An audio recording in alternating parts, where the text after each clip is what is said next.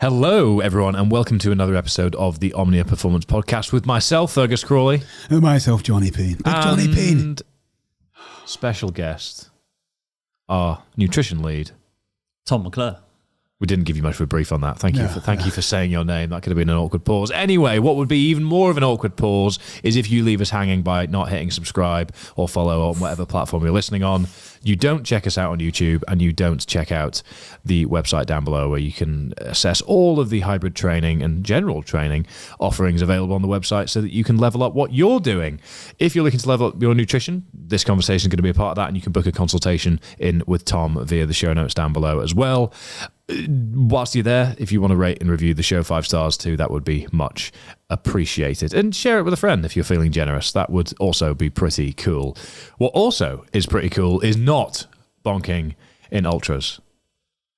So, gentlemen, today we're going to discuss how not to bonk in ultras. Yeah. And I think it's probably good to kick things off by saying that we have all towed the threshold or crossed the threshold. I've been well across that threshold a few times. Many times. I've been there very recently. You've avoided being there, but probably towed the threshold quite recently. In fact, have we all done an ultra within the past 5 weeks? Yes.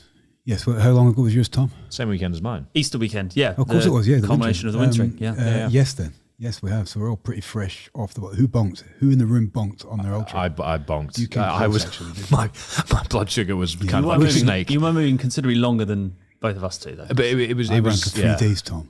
Ran loosely. 3 days. You had dinner time. Yeah, I stopped for a lie down for it. Yeah. So I think for context, recently I left here on Friday morning of the 29th of March and arrived in Fort William, Ben Nevis, on Sunday the 31st? 31st, yes. 31st of March. Along the way, trying to maintain my fuel. At points, doing that better than others, but that was my most recent escapade. So, yeah, best part of 50 hours moving and trying to stay fueled to move things forwards. Jonny? Yeah, I'll come back to the difference between all three of these in a minute. But I ran 125 kilometers through the mountains in Neustadt, which 3 weekends ago? Yeah, no, 2 weekends ago. 2 weekends ago. So I'm still sort of in recovery phase. But with an elevation about 7,000 plus, it was 3 days, a 3-day stage race. So there's key differences in this. We've both ran for a long time, and I think Tom's going to come in with how far he ran, and we can reconvene on it. That was a waffle, but how far did you run? You didn't really say anything there. Jonny recently did a 3-day ultra in Neustadt, 125 kilometres and 7,000 metres of elevation. Tom, your turn. There you go. Thanks, mate. Thanks very much. You're welcome. Solid. Yeah, my most recent ultra was culmination of the wintering programming. So ran for 12 hours as far as I could. So covered 102 kilometres in just under 12 hours. In the past, you've done 100 miler in 21 hours and something? Yeah, 21 hours, 59 minutes and... 21 hours and something was correct. Yes. And 100k before that as well. Yeah, I did a 100k trail run last summer. Yep. So many marathons back to back as well. 13 marathons in 13 days. So yeah, I like to go on long runs, you could say. Yeah, and we all like to not bonk, I think is fair to say. So for a little bit more context, I think the nuances and challenges of each we should probably highlight, just so we can all share our perspectives. And I think How about we kick off just quickly with, and Tom, maybe from your nutritional perspective, you can explain to anybody listening what we're talking about when we're talking about bonking. What's happening there? What's happening to people, and what are they generally going to experience? And then we can kind of highlight why we'd want to bloody avoid that. Effectively, you're running out of fuel in the tank. Yeah. You think of a car, you get that petrol warning light come on. At some point, if you keep driving that vehicle, the petrol warning light in, it's going to break down and stop. And bonking is effectively your body running out of available energy to utilize as fuel. Mm. It can happen quite quickly for some people, or some people you can get an indication that it's going to happen further way out, aka your warning light comes on and you might be able to continue for a certain number of miles. But at some point, biomechanically, cognitively, physically, you're going to grind to a halt. And it's very, very difficult to come back from that. Yeah. We've all probably had peaks and troughs in races, events, distances that we've ran where, you underfuel, you underhydrate, you can get yourself back, but often if you bonk, it's very, very hard to come back. So therefore, you're very likely to then have a DNF in that event or race. Yeah, yeah. Or a very, very, very long taxi ride home. The experience of it. Have you bonked before? Have you felt that feeling yourself before? First, we kind of looked at what's happening there and all the rest of it. But first marathon I ever ran. Yeah, I felt like it was getting warmer and warmer and warmer. And suddenly I just noticed like my pace, I was just falling off a graph. And you look at it on Strava almost, and you can see it's nice and consistent. And then about 35K in, almost just fell off a cliff. Yeah. And the last 2K felt like it took me an hour. So I was close to bonking, and have never made that mistake again. Yeah, the only time I've ever fully gone off the end of that graph, as you say, was on a bike ride. I was training for the Keltman actually, and I went out for a 7-hour bike ride, and I probably had enough fuel for maybe 3 hours of that. That wasn't planned in that way, but that's what happened. And so when it happened so suddenly. I felt that the power went away from me, and I was aware that was happening. But then all of a sudden, I was hanging on the bike like I'd been draped over it, and getting back was horrendous. I actually did get back, but it took hours and hours, and it felt existentially wrong. I never want to experience it again. What about you? Bike. Yeah. Bike. First Ironman prep, 2019. I think it was 5 hours.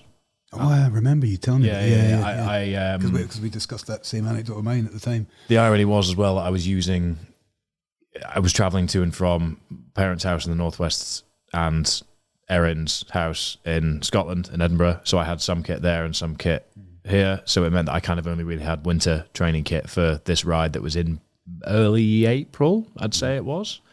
And it was it was actually early than that. It was March. So realistically, it would have been a real surprise for me to be in a short sleeve jersey and short sleeve bib shorts. But that was what the day warranted. I didn't have them with me. I thought, you know what, I'll just crack on. I'm training for Ironman Lanzarote. I need to be comfortable with the heat. Maybe this is good training.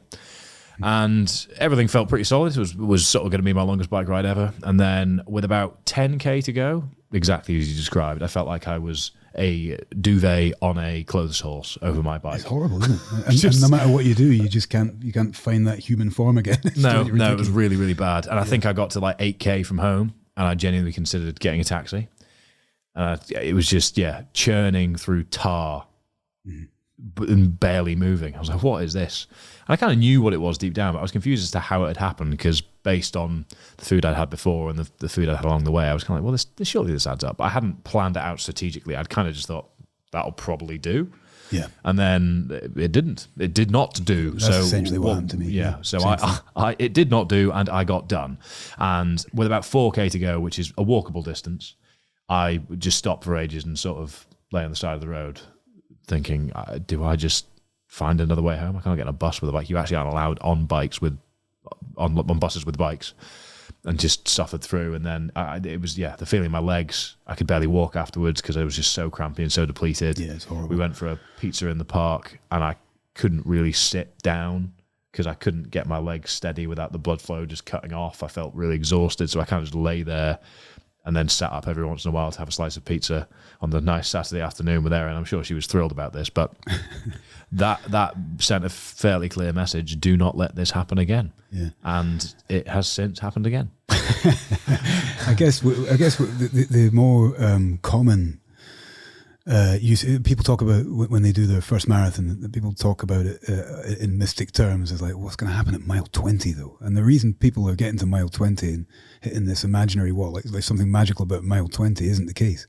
That's just kind of roughly about the point where people think, shit, I should have fueled at mile 4 and where did not. The maximum amount of glycogen you can actually store in your muscles, which is around average times 400 grams. It's going to happen about there, isn't it? Yeah. And so people that might not have even heard of the phrase bonking in that sense, which is kind of I guess it's a triathlon stroke ultra distance running phrase, isn't it? Bonking. Triathlon dominant, I'd say. But essentially, as Tom said, it's when you run out of a fuel and feel like run out of fuel and feel like you've been hit by a bus whilst partaking in a aerobic dominant setting. You can't really bonk in a track session, but that would more be something you could feel badly and feel a bit rough, and it's not really a good session and stuff. But you're not gonna hit because it's too short. Physiologically, you're not going to be able to. You're not going to be able to deplete. Yeah. That's the key detail. Yeah. So essentially, you need to push boundaries to sort of even put yourself in the threshold to experience this. But in a training setting, anything over 90 minutes, if you go into it fasted, if you haven't eaten much the night before,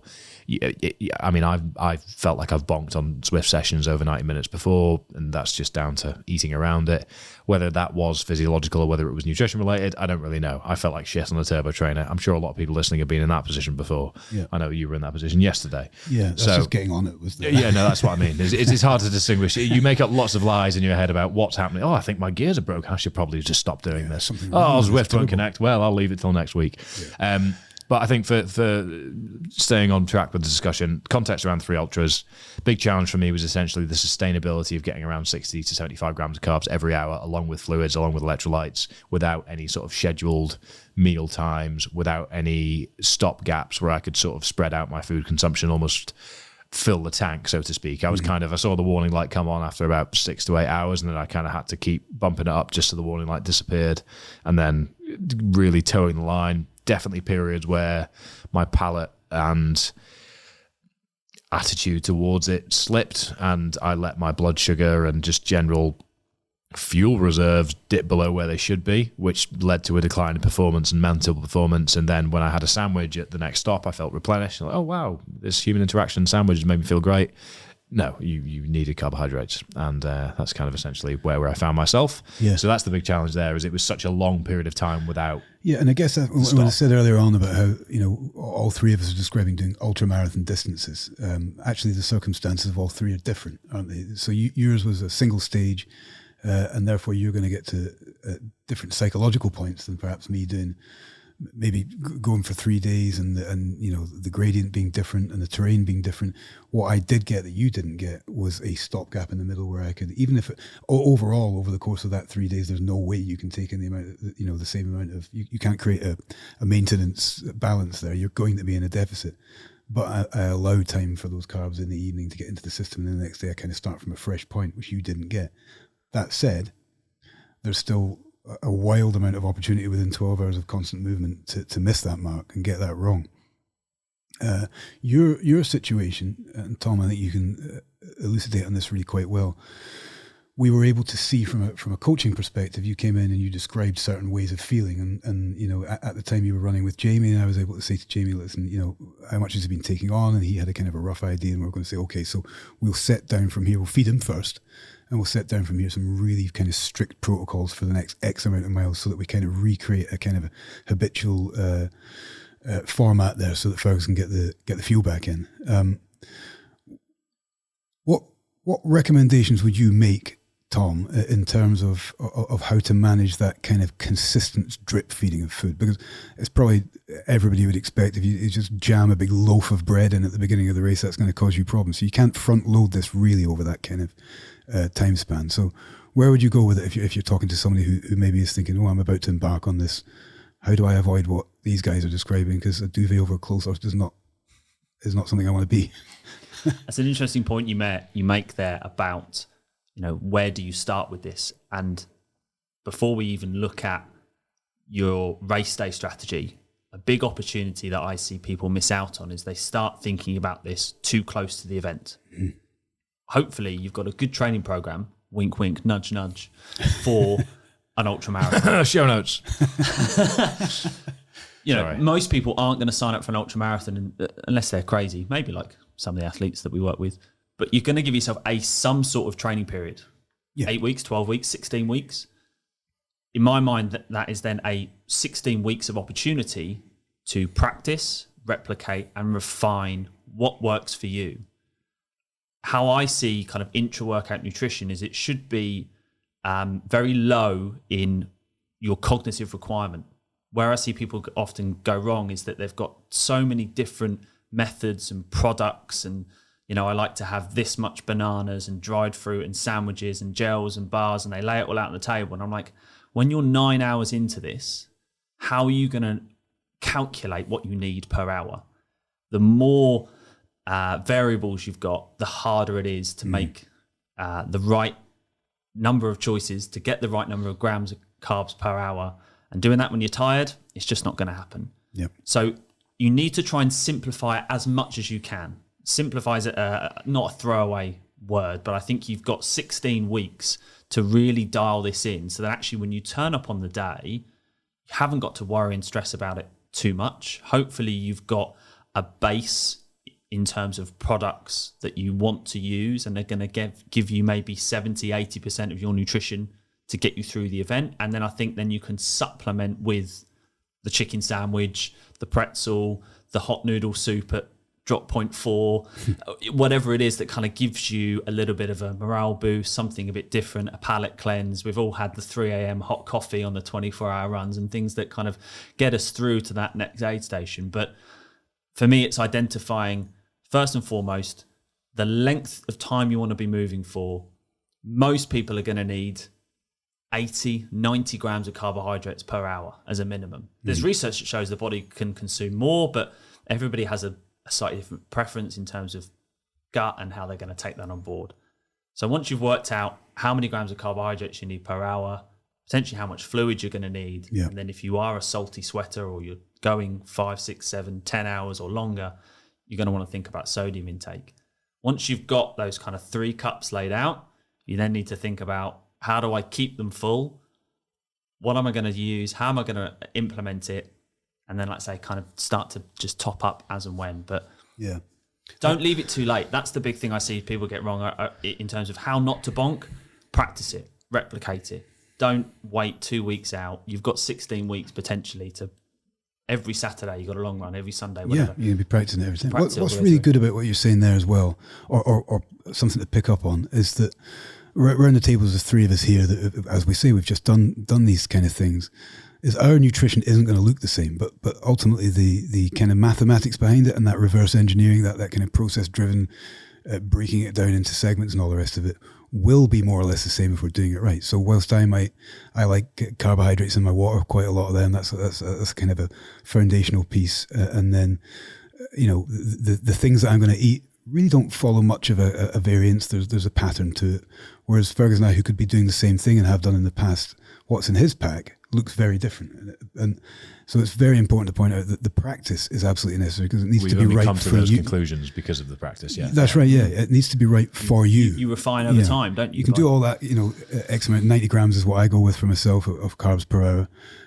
But how that 90 grams of carbs is broken down for Johnny Payne is very different to how that same 90 grams of carbs, or maybe a little bit more for a bigger fella, is broken down for Fergus. So he can say, we had this on Nevis all those years back, do you want one of these, mate? It's like, no, I couldn't possibly stomach that. I don't know how you can eat it. And he's looking at me thinking, I don't know how you're surviving on this crap, but ultimately we're both taking in the right amount of carbohydrates to get us through the game. To skin the cat, effectively. But which comes right back to your point, which is prep. You're not going to get that right if you decide to kind of embark on that as an exercise 1 week out from an ultramarathon, because you've had one practice. But if you've got 16 weeks, then you get 16 opportunities to get that right, and that's a lot of time. Absolutely. To kind of really hone that craft. Yeah, you're training your body, you're training your mind for an ultramarathon. I think that's a big part of it over this 16-week period. So it's 16 weeks to be able to train your gut as well. Yeah, I think that's, again, people kind of 2-4 weeks out suddenly start buying race day products, start buying new things. I'm going to try this. My mate down the running club said, use this gel, use this product. And again, you're turning up on race day with a whole host of different things. I'd rather find out 8 weeks beforehand that gels don't work for me than 3 hours into my ultramarathon when I feel like cursing the skies. Yeah. So. You mentioned the 3 cups there, Tom. Just in simple terms, lay out what those are, because I think they really help simplify the considerations that form the foundation for answering the question as to how should I not bonk. Essentially, how not to bonk in an ultramarathon is eat enough, but that is as simple as saying, how do you lose weight? Be in a calorie deficit. There's more at play, but the foundation... What does that mean? Yeah. Let's flesh it out. So I think a great way of fleshing it out is the 3 cups. Yeah, and you should use this, I think, in every long run, every long training session or brick session, if you're doing a triathlon, etc. Your 3 cups: carbohydrates, fluid, and sodium. And effectively, it's making sure they are full throughout every hour, throughout that training session, and throughout the run. So carbohydrate requirement may be varied based upon intensity or duration, but 60 grams is a minimum per hour. If you're doing kind of up to 3 hours, if you're going 3 hours and above, you want to be pushing up to 90 grams per hour. The caveat there is that if you want more grams of carbohydrate per hour, you might want to look at dual source carbohydrate products that can aid absorption. Why drive down a road with one carriageway? Let's get another carriageway open. Let's get 2 types of transporters to get 2 types of carbohydrates in your system. Therefore, you can consume more per hour. Less likely that cup's going to run out. So keeping that topped up. Second cup, fluid intake. If you're well hydrated, guess what? Your gut works better. Where I see a lot of people get intra-workout carbohydrates wrong, and where they go, I don't like gels, I don't like sport nutrition products, is often they're dehydrated. Yeah. Their gut can't function optimally. And or sometimes overhydrated. People, I've seen lots of people on races just smash a load of water and more water is better. Yeah. It's not. Yeah. So get it right. Yeah. So again, starting with a ballpark figure of, I see people go out for 4-hour runs without any fluid. I'm like, you need to find a way logistically to take fluid on board, whether you're going to carry it, whether you're going to have aid stations, whether you're going to have bottles, whether you've got support crew, but it's finding your logistics that work for you to be able to consume anywhere between 300 to 1,000 millilitres per hour, depending on what you're doing and how much water you may lose. And then again, the longer you train for, or the longer the race is, or the more humid it is, salt becomes important as well to ensure that the fluid that you drink actually gets into your body at a cellular level. Mm-hmm. If we're just drinking water on its own, all we're going to do is kind of effectively dehydrate that kind of electrolyte substance. So we need to make sure that we're finding a range of products or even an all-in-one product. Jonny, you mentioned the kind of liquid nutrition option can be great for giving you carbohydrates and fluid and electrolytes that works logistically. And then you might kind of top things up with a few extra that's my process, but it's like you say, it's not necessarily the be all and end all. It's a great thing for everyone to try, I think, because it's just from a streamlining efficiency and logistics point of view. I think the amount of time, energy, thought that you save by making your water bottle water, carbohydrates, and electrolytes, and you know that essentially you can think in triathlon, I think in water bottles per hour. Mm-hmm. That's how I think, which makes my life a lot easier, because I know that if I've modded my bike to fit this. So I have 500 millilitres here. I've got 1,000 millilitres under my frame, and then I've got 2 by 1,000 millilitres behind me. Flat course, this one. Otherwise, that's about 4 kilos I'm adding to my frame. So I start with that, and then I know that I'm going to get lighter and consume that as I go during a race. Perfect. And then I know at aid station number 3, when I map out something, they have this, which means if I replace this, then that's job done. I don't need to think. As long as I have this carbohydrate product out of this packet at this time from this part of my bike, then that's it. All I need to do is keep moving forwards.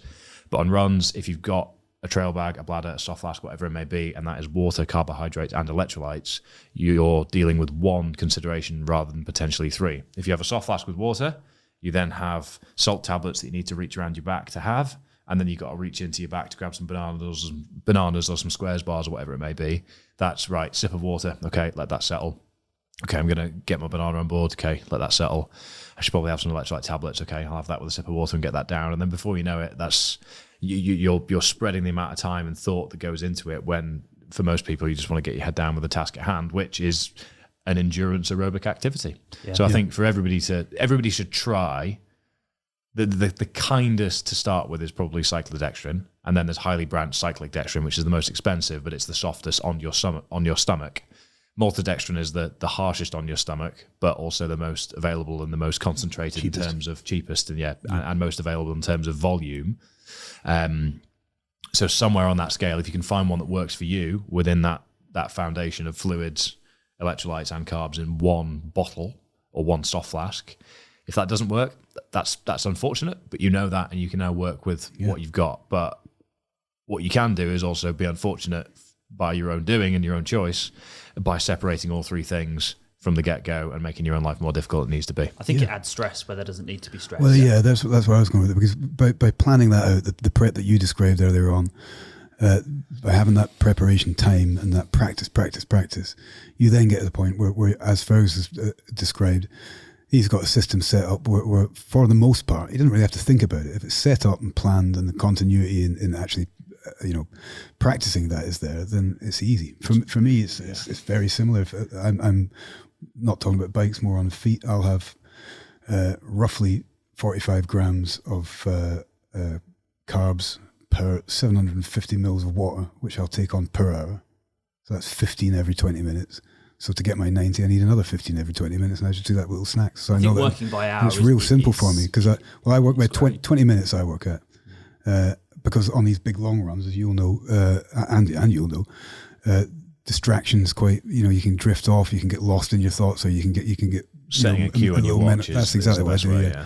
I set my bevel around for 20 minutes, and every 20 minutes I'll make sure I get those 30 grams of carbs in, whether it's sucking the water down and all the rest of it, and then do a little task to keep me happy and then crack on, And it's so simple. I don't have to think about it anymore. If I get it wrong, then something's gone very, very wrong.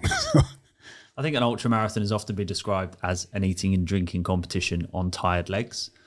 And I think you're right. So the more stress and more decisions and more logistical things you've got to do, the more likely you are to make a mistake, to overconsume, to underconsume. So having that baseline intake per hour, and I often get athletes to, if they're going out on a long run the night before, like lay everything out hour by hour, hour 1, hour 2, hour 3. Like don't wait until you're 3 hours in to start consuming carbohydrates. This needs to start from minute 0. And we can all easily consume 90 grams of carbohydrate plus when we're sat on the sofa. Yeah, it's not a scary amount of carbohydrates. It seems a scary amount of carbohydrates when you're on the move, but when you've laid it all out in front of you like that, you're like, that's a lot of food. It's a lot of food. Poor teeth. You're not eating it all at once, though, mate. But I saw a great article once that said, look at speed eaters, right? Like the hot dog eating competition that you see in America. Like they train their bodies to be able to do that. Yeah. But you've got to start somewhere. So you've got to start small. If someone's listening to this and feel like 90 grams an hour, God, that seems like an awful lot. Okay, fine. Start with 1 gel an hour. 20, 30 grams, maybe have a sports drink with it and suddenly you're at 40, 50 grams per hour. Yeah. Maybe the next time you go on a long run, you try and nudge up to 60 grams an hour. And those kind of speed eating hot dog eaters don't suddenly decide, do you know what I'm going to do next week? I'm going to enter a hot dog eating competition. They've had to train for it. They've got to do the sets and the reps and the practice to be good at eating hot dogs quickly. And it's the same with eating food on a run, drinking on a bike. You've got to train your body to do it, but the body's amazingly adaptable. Yeah. That's why the research shows that some of the Tour de France riders, 120 grams of carbohydrate per hour, all from fluid. Mm. And that's a big point to make, is that I often get a little bit of kickback and a little bit of challenge around, well, I want to do this for real food, or I don't like the synthetic products. I was challenged on this on the internet recently by somebody who I'm not going to derogatorily call them this, but my impression of their worldview was whole food zealot, whereby having, from what I gathered, not done any ultra endurance events, was almost criticizing the fact that I was relying on processed foods, referenced a study about performance on whole foods versus processed foods, which is completely valid in the required setting, which is day-to-day existence. Yeah. Whereas the practicality of consuming fiber concentrated filling foods whilst on an ultra that are both easy to carry, small enough and easy to act, it's just not practical. You need to find a balance of things that works, because it's for a purpose. It's like, don't think anyone would argue that alcohol is something that we should include for good health in our diets, but therefore we know that whenever we're consuming alcohol, it's for a specific purpose out with that ecosystem. We're not looking at it in the same lens, in the same way that is having a whole bag of Haribo within an hour a good decision on a day-to-day basis? Probably not. Whatever floats your boat, though. But also, within the context of an ultramarathon, if that is what allows you to hit your carbohydrate intake for that hour to be able to keep moving forwards, then I'm saying, it was mostly Haribo that weekend. Yeah. Then that is means to an end, not an end in itself. And the mechanism at play in terms of performance output becomes so marginal and so irrelevant based on the studies out there on that if you can't continue anyway because you can't get the food on because it's too difficult to eat and too fibrous and too filling, then you're going to bonk anyway and it's game over. So it becomes a moot point. Yeah. We're looking at this from a performance point of view. Yeah. If you want to perform well, these are the parameters that you need to find. I often find neutral flavored, neutral tasting products can be better. I get a lot of people report like palate fatigue, or I don't like these flavors, don't like the artificial flavors, where I found like neutral products I can just rinse and repeat for hours on end, because it removes that emotion around food. is this one going to taste good, or I don't like this one, or this one's artificial, I don't like that. Whereas in a way it just becomes, say my watch goes off, I get that reminder, I take a gel on board, I have a sip of fluid, I carry on putting one foot in front of the other. And it's effectively, for me, that's how I see an ultramarathon, is like, how do I get myself from A to B, keep the body, keep the tank topped up, and just remove the emotion of it. It just becomes an exercise of getting my body from A to B and not bonking. Yeah. It's a fine art after a certain point, isn't it? And those kind of things come from, as you say, palate fatigue's a very it's a thing that exists for us all. Sounds so silly though. Yeah. But I mean, if you're eating, like, what did you say a minute ago, Haribo? If you eat Haribo for 5 hours straight, you're going to start thinking, I don't want any more bloody Haribo anymore. Everybody gets that on a day-to-day basis. If you had the same meal for breakfast every day for a month, you're going to start hating bacon and eggs, regardless of how much you like them in the first place. So some of that comes down to planning as well, doesn't it? That all this kind of lay this out, understand this, practice it. You might know, and you know this, you're very good at this, that, for the first, in fact, your 250 was mapped out in a certain sense in terms of, okay, for the first X amount of time, I'm quite happy to take on a lot of my carbohydrates through liquid and through quick acting chews and gels and things. But after this point here, I know I'm going to start to crave X, Y, and Z. So let's kind of map that out. And that process was your experience and practice telling you to get ahead of palate fatigue. And it works, doesn't it? Because you're not saying, to a degree, you're not saying, well, I do the same thing. I'm up in the mountains. Haribo is a go-to for me because it's easy. Again, I don't want to have too much decision fatigue, never mind palate fatigue. I'll hit Haribo for a while and then I'm just sick of Haribo. But then I'll have other things like, I don't know, pepperami or something, jammed away somewhere that will change the palate. I think something a little bit salty, something a little bit fatty, and then after a little while doing that, I'm more than happy to go back to Haribo because I'm kind of rotating things, and I'm just not. There's almost a boredom can set in there, because these things go on for a long time.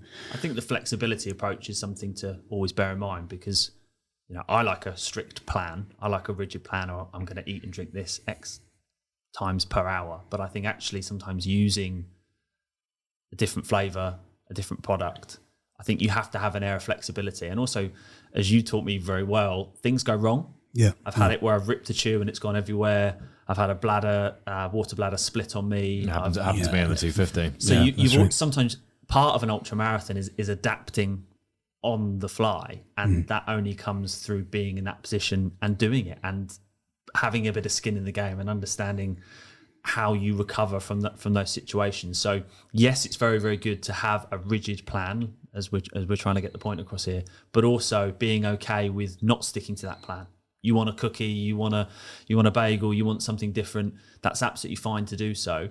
All I would say is be aware of any potential repercussions of that. So if there's an opportunity to replicate eating something a bit more solid on a training run, if you've got a 3-hour run, take a 15-minute break halfway in the middle, sit down and have something to eat, and then run again. So get used to that feeling of running, feeling a little bit heavier, having to digest something on the move. It's going to put you in good stead when you come to do it on race day itself. Yeah. I had a Kimbo 99 flake mid-run whilst I was doing 5 laps of Arthur's Seat. Oh, yeah. Which was, I just thought, you know what, I'm really going to test my insides here. And I saw the ice cream truck and I thought, I could do a flake. I could do a Mr. Whippy. I think the guy was a little bit suspicious of me coming up clearly on a run, mid-run, not having finished one. Just sort of ran up to it. Yeah, double. They're like £4 now, by the way. So the whole 99 flake thing is just outrageous. I've got 4 children, mate. I know the cost of ice cream. It's disgusting. And then I was just I thought, you know what, I'm just going to eat this on the move. So I just sort of set off at like a 11-minute mile pace, just nailing my ice cream. Made a bit of a mess all over my hands, which is unfortunate, but rinsed that off and had a few looks from people walking the dogs thinking, who is this guy clearly dressed for a long run? Probably thinking he doesn't look like, he looks like he might know what he's doing, but he's eating an ice cream. And then if I was to pull him over and say, well, actually what I'm doing is I'm trying to make sure that if I can eat something that feels desirable to me in the moment, is it going to wreak havoc on me for the future, or can I sort of go with the flow of what I'm feeling for morale boost as I'm moving? Yeah, in this controlled environment, This little experiment is going to tell me something about Yeah. slightly more uncontrolled. Yeah, and I was fine. Plus, you got an ice cream out of it. It turns out I have a stomach of iron. But that's not that doesn't happen overnight. No, it doesn't You've yet. practiced that, you've replicated that, you've gone through multiple iterations of ultramarathons and training and Ironmans, etc. So again, it's no different to having confidence in the gym with a certain movement. You have to do the sets and the reps to get better at something, and it's the same caveat here. It's training, just in a different. It's worth saying. Sorry, cut you off, Tom. It's worth saying as well, though, that Fergus, everybody around the table has got kind of quite a vast, certainly collectively, a vast experience in ultramarathons now.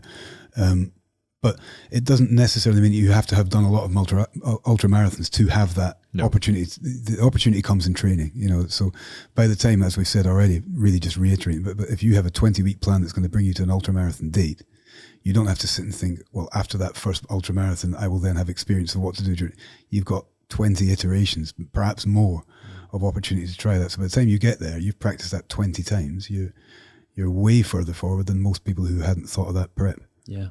I mean, we've spoken about what to do leading up to the race itself. We've spoken about during the race itself. Another potential window of opportunity, I think, is what you're doing before you start, whether that's a training session or the race itself. And starting with those 3 cups full, the feedback I always get from athletes in terms of performing better, recovering faster, is massive. Yeah. So it's almost a logical go-to, isn't it? Which is wrong to think, I wait till I get hungry and then start feeding myself.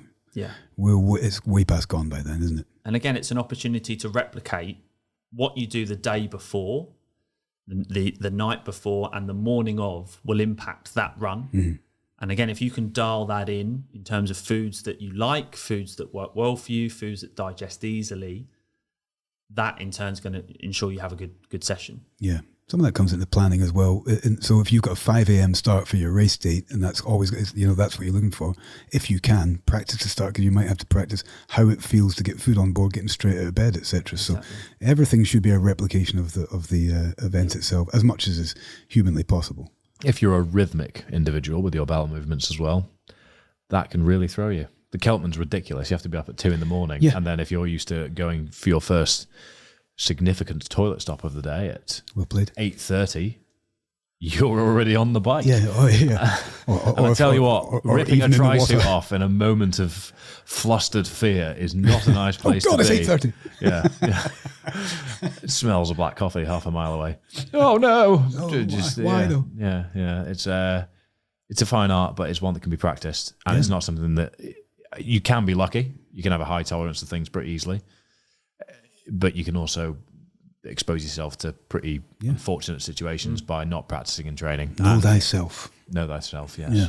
In triathlon especially, the amount of logistical and practical considerations is huge, like taping gels to your bike, bento boxes, storage facilities on tri-bikes, having a water bottle full of gels that you can sip on, loads of things that you can do really creatively that move you forward. I mean, you've got hydration systems in triathlon bike, aero bars, there's loads of stuff going on.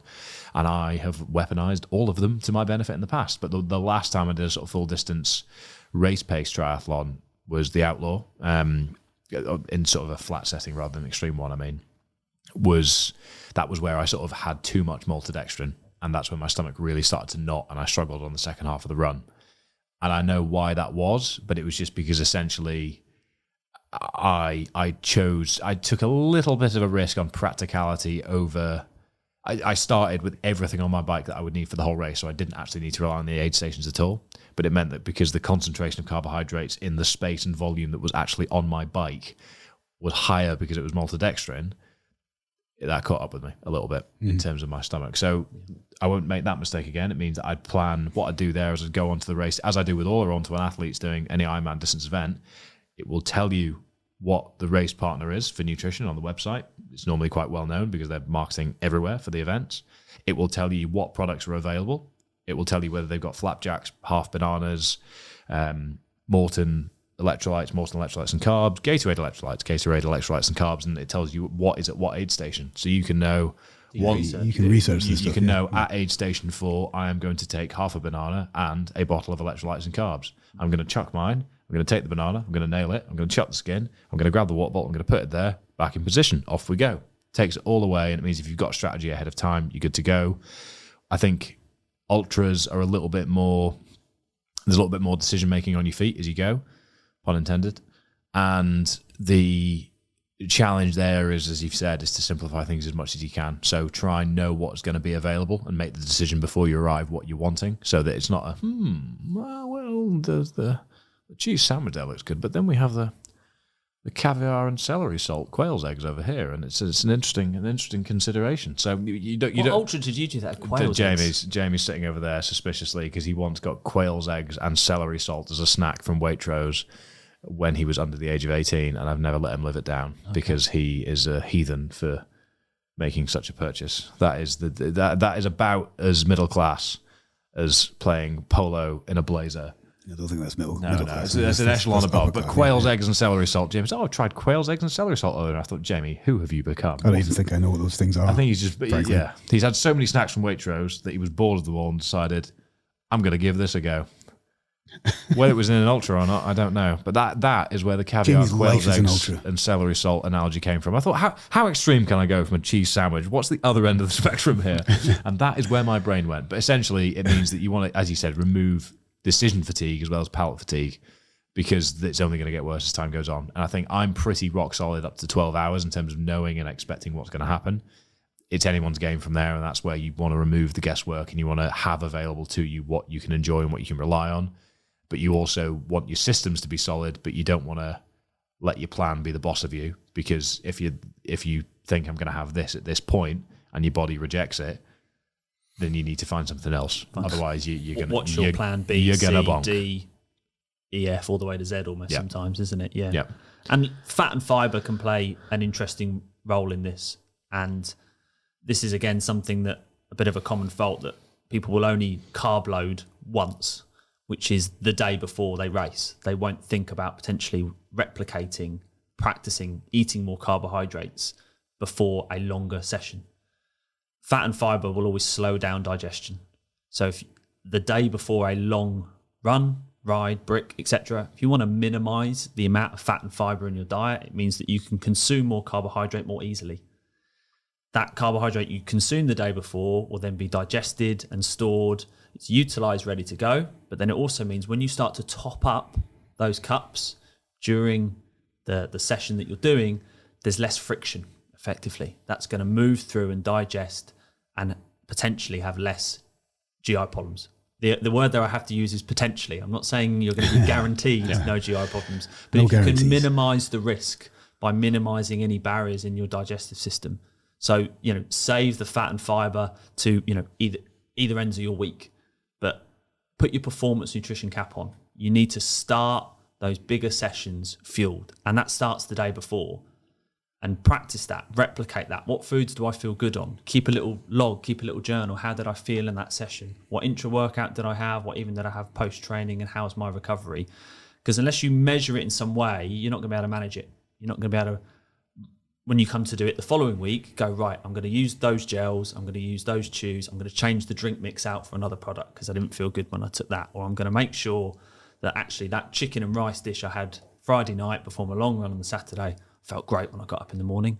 So I'm going to have that every night, every Friday night for the next 16 weeks if you got to. But if it works, then it's performance nutrition. That's what it is. The rest of the week, you can be more varied with your diet and have different food sources and that. But it's just, again, removing that emotion, removing that decision stress. If you know that meal works well for you and you feel good on it, rinse and repeat it for the next 16 weeks. That's not a problem. Fantastic. Well, gents, everyone, that's how not to bonk. And I hope we've gone a little bit beyond the TLDR of eat enough, but there's a lot at play. And I think the important thing to highlight is that it's variable to the individual, but we all have the opportunity, an equal opportunity, to test and refine the process ahead of race day. And that is essentially the crux of how you find yourself not bonking when it matters. I think everybody at some point on this journey should and probably will bonk. And I think that's a valuable experience because you can know what it feels like and you won't want it to happen again. And what you won't need to do again, if you've done it already, is hit subscribe and follow on whatever platform you're listening on, and make sure that you share this episode or an episode previously with a friend, as well as checking out the show notes down below for all the relevant links that are in there. Other than that, thank you very much for listening or watching, and we will see you next time. Thank you, everyone. Thank you, Tom. Thank you, Tom.